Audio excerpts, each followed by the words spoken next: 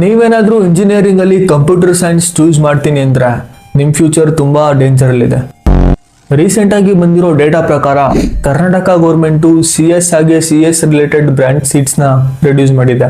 So ಕಾರಣ ಇಷ್ಟೇ, AI is taking the jobs. AI ಬಂದು ಎಲ್ಲ ಜಾಬ್ನ ರೀಪ್ಲೇಸ್ ಮಾಡ್ತಿರೋದ್ರಿಂದ ಅದರಲ್ಲಿ ಪರ್ಟಿಕ್ಯುಲರ್ ಆಗಿ CS ರಿಲೇಟೆಡ್ ಫೀಲ್ಡಲ್ಲಿ AI ಒಂದು ಮೇಜರ್ ರೋಲ್ ಪ್ಲೇ ಮಾಡ್ತಿದೆ. ಈಗಾಗಲೇ ಸುಮಾರು 1,53,000 ಇಂಜಿನಿಯರಿಂಗ್ ಸ್ಟೂಡೆಂಟ್ಸಲ್ಲಿ 1,00,000 ಜನ CS ರಿಲೇಟೆಡ್ ಬ್ರಾಂಚ್ ಸ್ಟೂಡೆಂಟ್ಸೇ ಇದ್ದಾರೆ. ಸೊ ಇನ್ನು ಮಿಕ್ಕಿದರ್ಧ ಗ್ರಾಜ್ಯುಯೇಷನ್ ಆಗಿದ್ರು ಕೂಡ ರೋಡಲ್ಲಿ ಕೆಲಸಕ್ಕೋಸ್ಕರ ಅಲಿತಾ ಇದ್ದಾರೆ. ಸೊ ಇದೆಲ್ಲ ಒಂದು ಸ್ಟಾರ್ಟ್ ಆಗಿದ್ದೆ ಈ ಒಂದು AI ಬಂದಾದ್ಮೇಲೆ. AI ಎಲ್ಲ ಜಾಬ್ನು ರೀಪ್ಲೇಸ್ ಮಾಡ್ತಿರೋದ್ರಿಂದ ಅದರಲ್ಲಿ ಪರ್ಟಿಕ್ಯುಲರ್ ಆಗಿ CS ರಿಲೇಟೆಡ್ ಬ್ರಾಂಚಲ್ಲಿ AI ಒಂದು ಮೇಜರ್ ರೋಲ್ ಪ್ಲೇ ಮಾಡ್ತಿದೆ ಈ ಒಂದು ಬ್ರಾಂಚಲ್ಲಿ. ಅದಕ್ಕೋಸ್ಕರ ಈ ನಮ್ಮ ಕರ್ನಾಟಕ ಗೌರ್ಮೆಂಟು ಒಂದು ದೊಡ್ಡ ಡಿಸಿಷನ್ ತಗೊಂಡಿದೆ. ಇವಾಗ ಸುಮಾರು 90% ಸ್ಟೂಡೆಂಟ್ಸು CS ರಿಲೇಟೆಡ್ ಬ್ರಾಂಚಿಂದಾನೇ ಹೋಗ್ತಿದ್ದಾರೆ.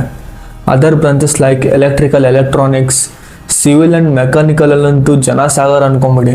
3-4 ವರ್ಷದಿಂದ ಹೆಂಗಿತ್ತು ಅಂದರೆ ಈ ಒಂದು ಕೋರ್ ಬ್ರಾಂಚ್ಗಳಲ್ಲಿ ಸುಮಾರು 50% ಸ್ಟೂಡೆಂಟ್ಸು ಈ ಒಂದು ಬ್ರಾಂಚಲ್ಲೇ ಸ್ಟಡಿ ಮಾಡ್ತಾಯಿದ್ರು.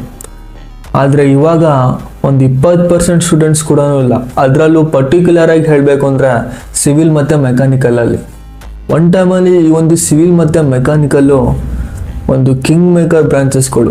ಸೊ ಆದ್ದರಿಂದ ನೀವು ಯಾವುದೇ ಒಂದು ಬ್ರಾಂಚ್ ಸ್ಟಡಿ ಮಾಡಿ ಯಾವುದೇ ಒಂದು ಫೀಲ್ಡಿಗೆ ಹೋಗಿ ಆ ಒಂದು ನೀವು ಪರ್ಟಿಕ್ಯುಲರ್ ರಿಕ್ವೈರ್ಡ್ ಸ್ಕಿಲ್ ಕಲಿತ್ರೆ ನೀವು ಎಲ್ಲಿದ್ರೂ ಕೂಡ ಸರ್ವೈವ್ ಆಗ್ತೀರಾ.